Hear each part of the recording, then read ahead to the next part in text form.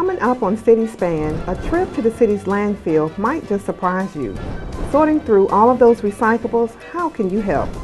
Staff works to ensure the health and safety of our carriage tour horses. And Street Sweeping 101, what you need to know. Stay tuned. City Span starts right now.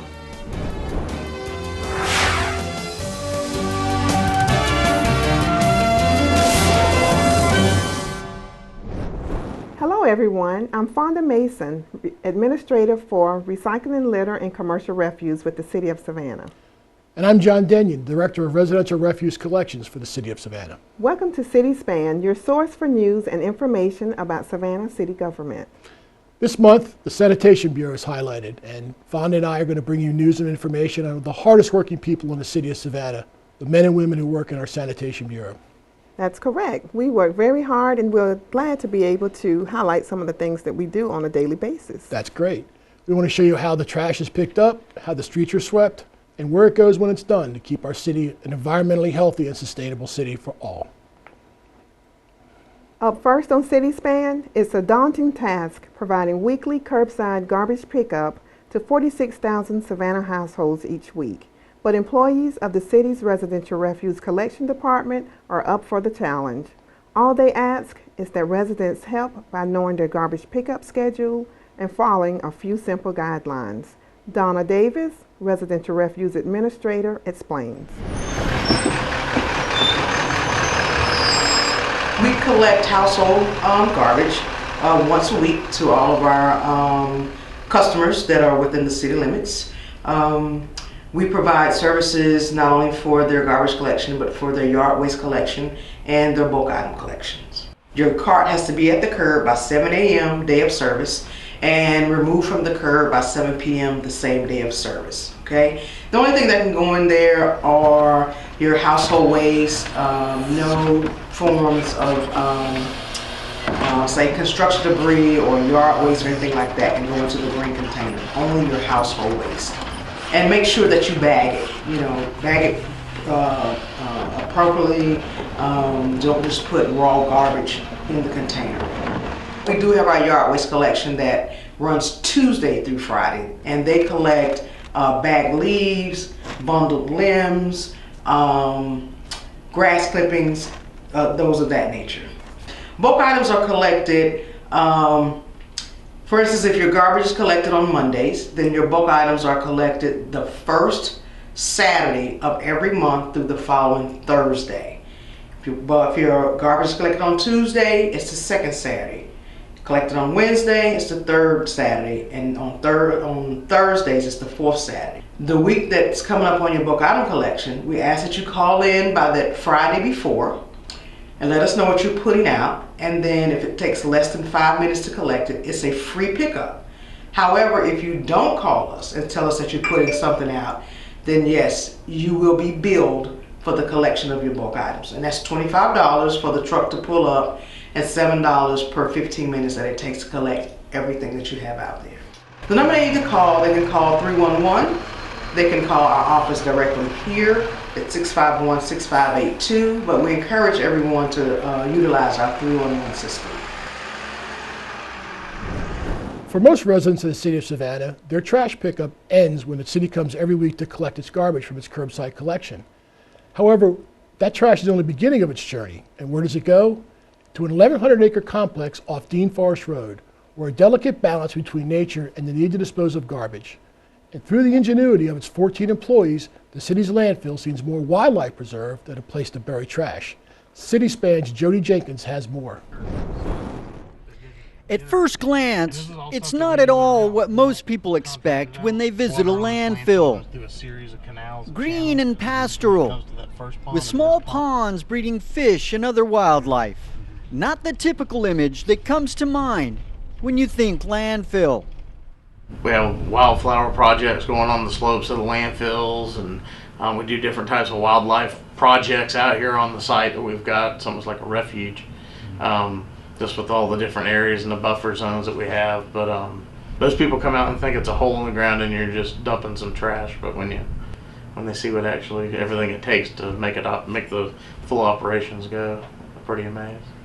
And indeed, it is pretty amazing. An 1,100-acre city where they do everything from building their own roads to their own landscaping, planting trees and grass. It's its own ecosystem, guided by state and federal regulations to protect the environment.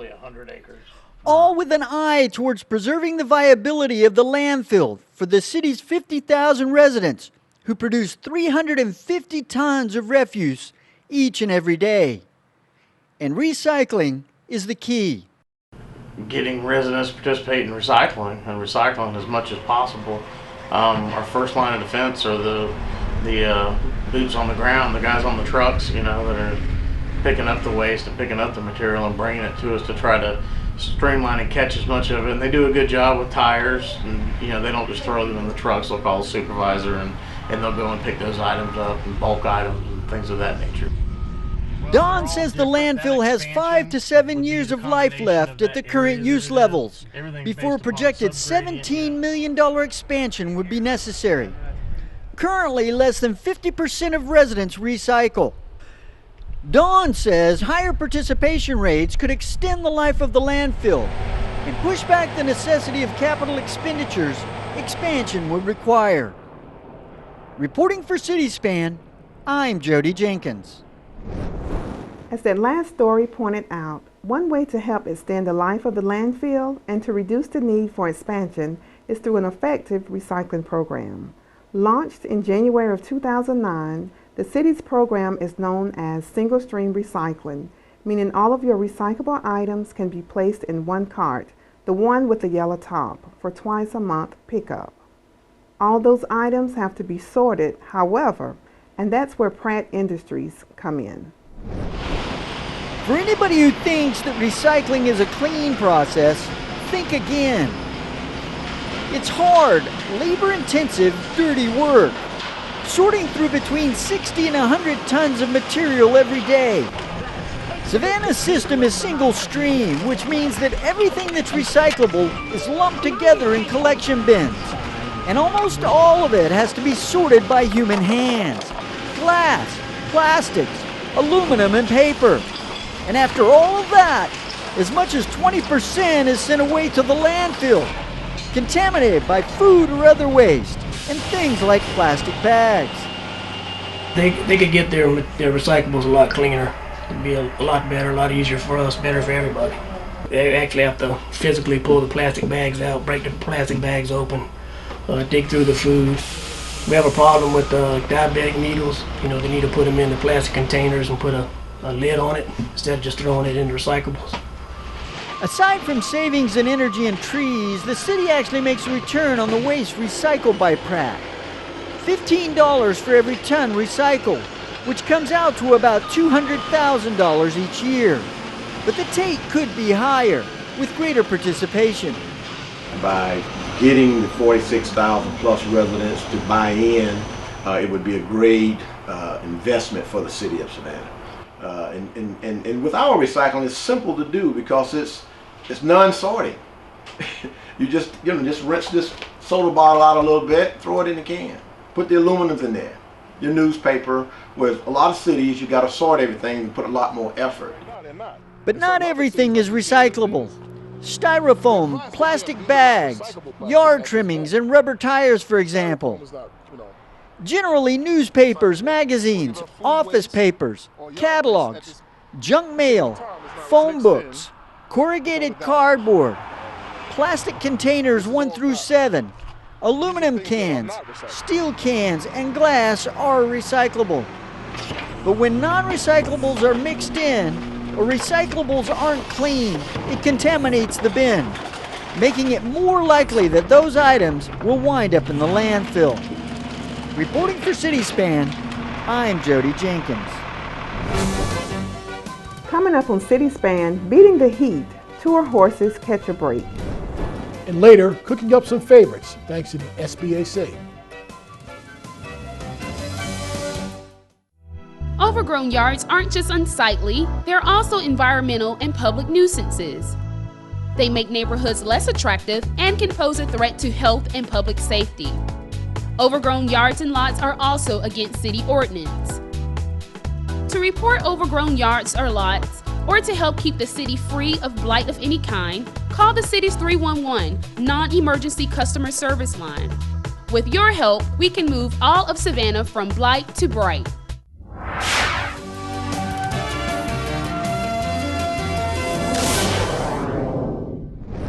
Welcome back to City Span. I'm Fonda Mason. It's summertime in Savannah, and that means the heat is on. And while a ride in an open carriage may be one way for you to beat the heat, what about the horses? Well, thanks to a collaborative effort with our local carriage tour companies, recent policy changes will help ensure the health and safety of those horses. City Span's Jody Jenkins has more. In the hazy days of summer, it's wise to take precautions against the grueling heat. Plenty of water and careful about exposure to the sun. That's doubly true for Savannah's hard-working equine residents. The city of Savannah recently changed the ordinance governing regulations concerning horses working in the heat. The new regulations reduce the maximum temperature at which horses can operate from 99 to 98 degrees, with a heat index of 110. If that heat index comes to 110 degrees heat index, they have to come off the street. If they get caught out giving tours when the temperature is as high as that, they will be cited. Wadley said the fine is $100, and there have been violations this year. But she said if citations pile up against an operator, the city has the option of pulling its permit.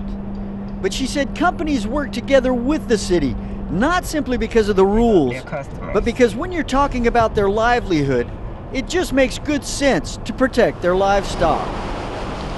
Kara Marshall has been the owner of Carriage Tours of Savannah for 16 years. She said the city and operators work together on establishing standards, and no one is complaining about the new guidelines. We were consulted in coming up with those numbers, and I think it's something that we all feel comfortable with. I think it just boils down to us advocating for these animals every day, on a daily basis. People think that we're just using these animals to generate income, and you know, this is a business, so that's part of it, but we have all of these employees of the horsey kind, and they need to be taken care of just as humans do.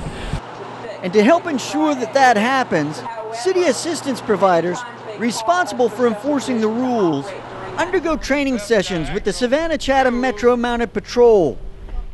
They learn how to look for signs a horse may be suffering from heat, exhaustion, sores caused by ill-fitting equipment, and other issues concerning the welfare of horses.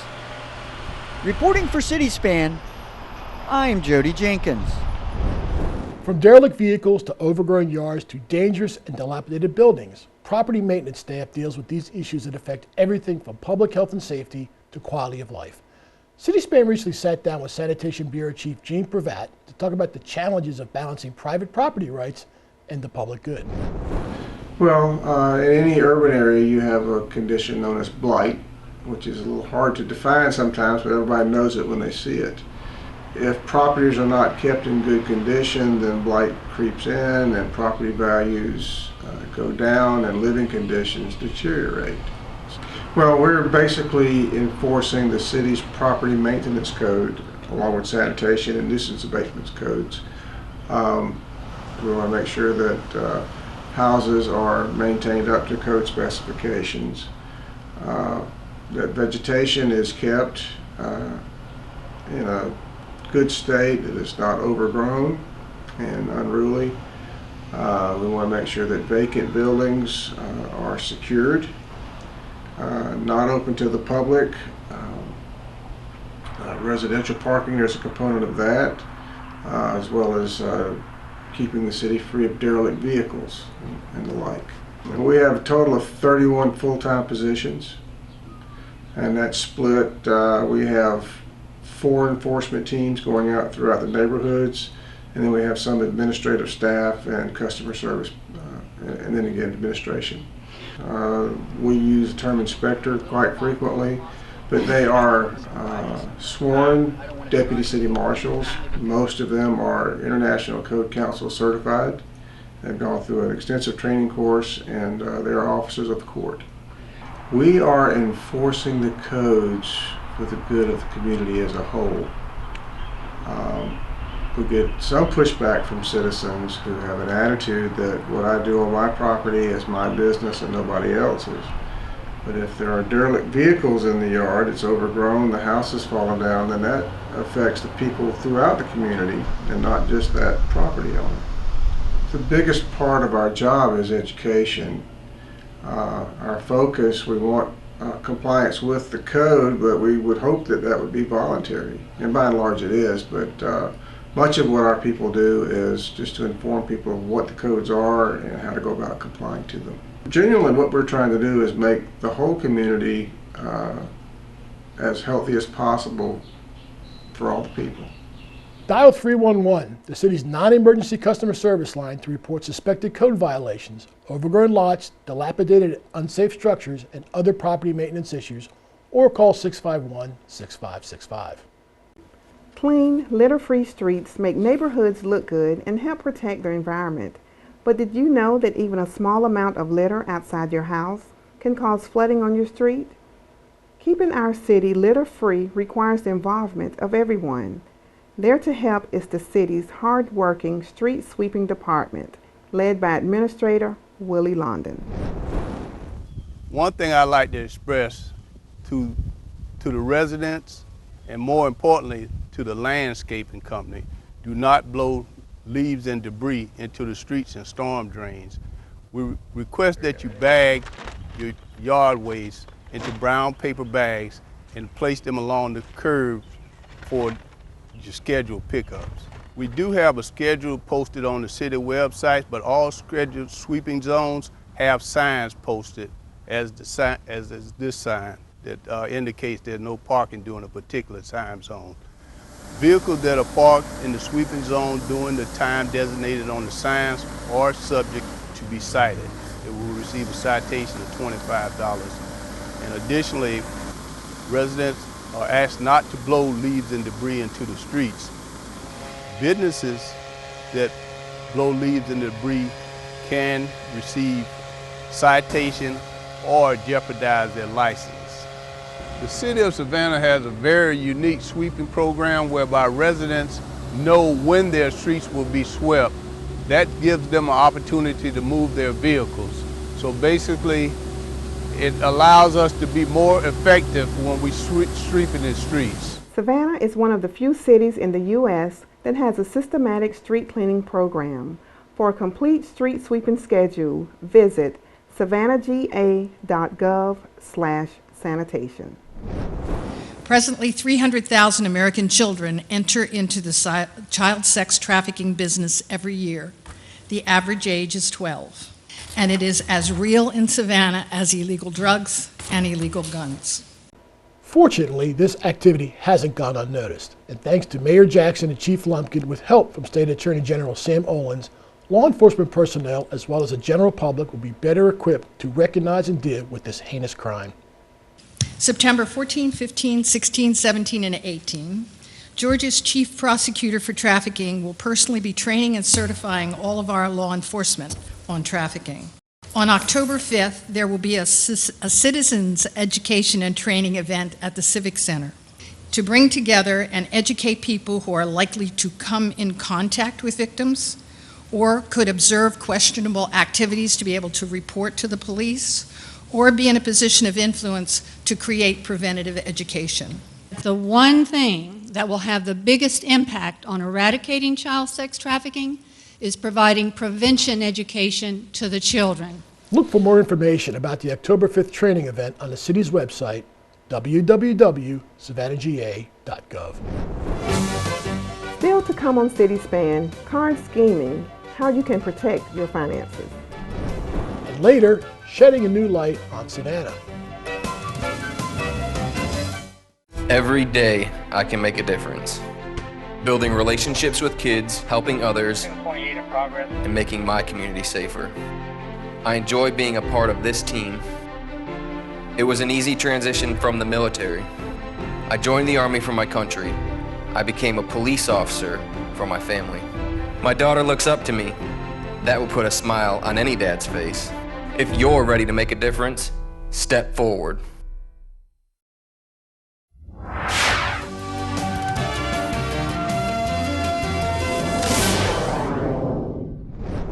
Welcome back to CitySpan. I'm John Denion. A valuable resource for those wanting to start or expand a business is the Small Business Assistance Corporation. SBAC provides business loans, counseling, training, and more to small business owners in Savannah and the Lowcountry. Each month on CitySpan, we highlight a local business that has benefited from these services. Leandra Michael has more. This month we're visiting Henry's, a place as welcoming as the name implies. When you walk inside Henry's, you feel like you're walking into his family kitchen. This family-run restaurant serves breakfast, lunch, and amazing customer service. When you meet Henry, he makes you feel like you're part of the family. Come on, I'll introduce you. My race is a Chinese and I came from Indonesia. So since this is a long journey and came here around 16 years ago, and I'm start to be a dishwasher and going up to the cutting on the kitchen, and I doing cooking, and later on a waiter, and as a manager, and now I own this restaurant. I do a simple breakfast, tasty and reasonable price. And we have a lunch in here, a lot of variety of sandwiches. We have a soup and salad bar also on the weekday. And we also have a breakfast buffet on the weekend menu. When I search on the computer, then I got it a website they call SBAC. That's what I start on the first beginning. And from that SBAC, when I came over there and I knew the person name is Mr. Stephen George. And from him, I got a lot of discussion and I got a lot of counseling from him. They give you like a direction, what should you do and what a criteria, you know. And after that, then still we have some problem because the experience is not just like what we have it. You need more specific if you want to have your own restaurant. Finally, after the long processing, and I got funding from the SBAC. For me, this is a really American dream, ma'am. I say a lot of thanks to the SBAC. Without them, we are nothing, ma'am.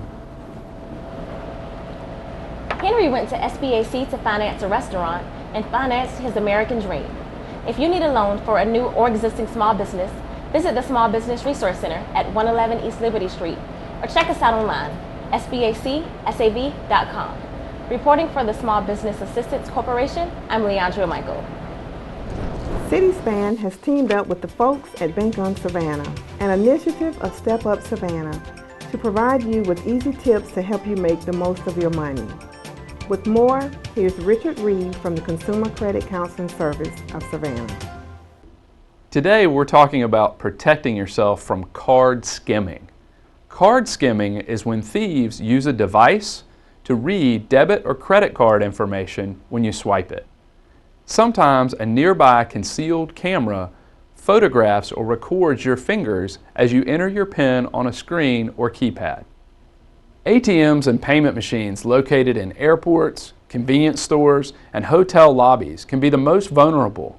Card skimming can also take place at any ATM or card processing machine, including those on bank premises. By skimming, thieves can use your account information or sell it to others. There are ways you can protect yourself. Don't visit an ATM that appears to be in disrepair. Leave an ATM if someone is watching you or you witness suspicious activity. Cover the keypad or screen as you enter your PIN, and call your financial institution immediately if your card gets stuck in the machine. Contact your bank or credit card provider to find out what free security protections they offer. Federal laws limit liability of credit card fraud to $50. For debit cards, you don't have as much protection and must act fast to reduce your loss. Sometimes card skimming can be hard to avoid, but checking your account activity daily will help you reduce the impact of this kind of fraud. Until next time, I'm Richard Reeve, and you can bank on this.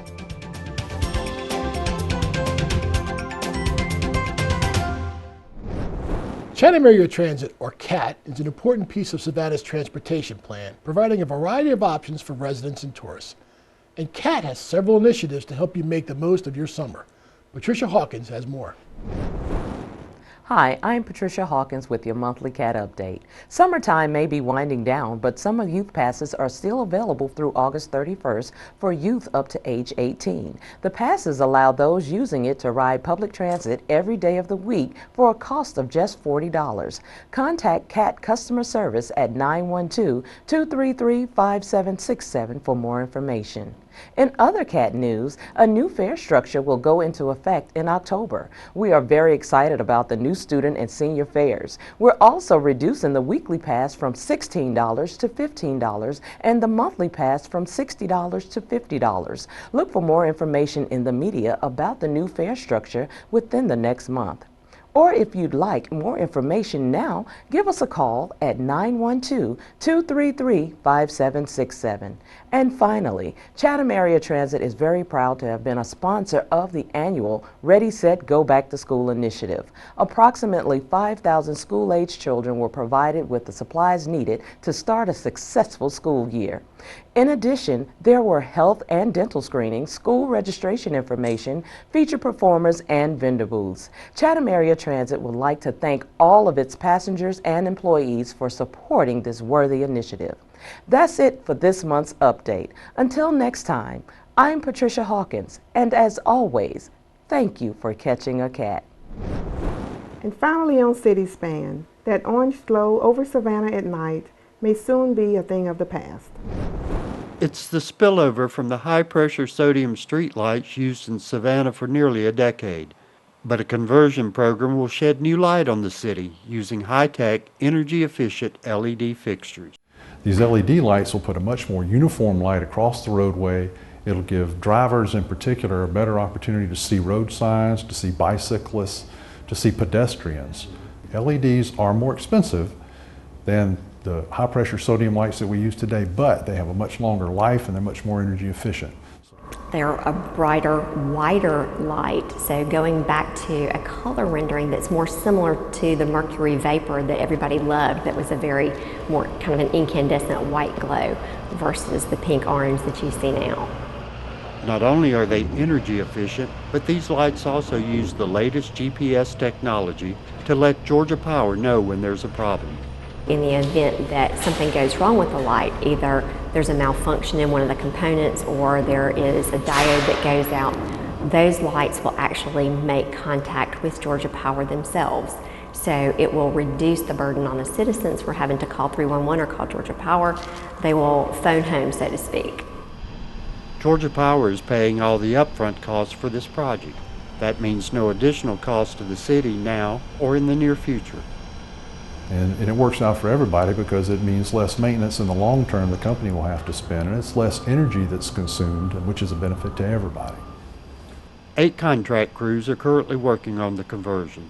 Georgia Power plans to bring in 4 more crews to finish the project by the end of October. When finished, more than 16,000 of the old high-pressure sodium lights will be replaced with LEDs. 2,000 higher wattage lights will be replaced in the next year or so. And that's going to be a huge change in the city at night. Yes, it should. It should make it a lot brighter. It will. That's the end of our program. We've enjoyed bringing you this month all your city span information and news, and we've especially enjoyed talking to you about the Sanitation Bureau. And John, it's also been great hosting with you this month. Thank you, Fonda. It's been a pleasure. That's going to do it for this edition of City Span. Don't forget, for the latest news and information about the city of Savannah, keep it tuned to SGTV, visit our website at savannahga.gov, or follow us on Facebook and Twitter. Until next time, thanks for watching and thanks for making Savannah your home.